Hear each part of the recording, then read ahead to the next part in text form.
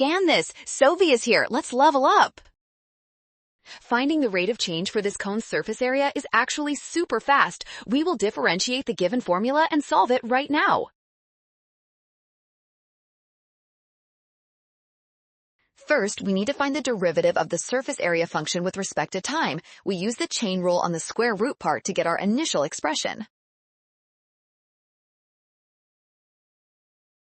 Next, we carefully plug in the radius of 0.75 and the growth rate of 1.15. Watch your decimals closely as you multiply these values together.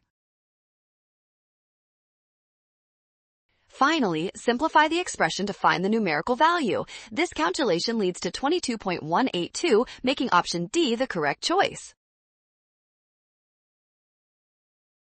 Well done! Scan the code to learn with Sovi. Avoid rushing to prevent errors. Trust the given formulas and check your steps.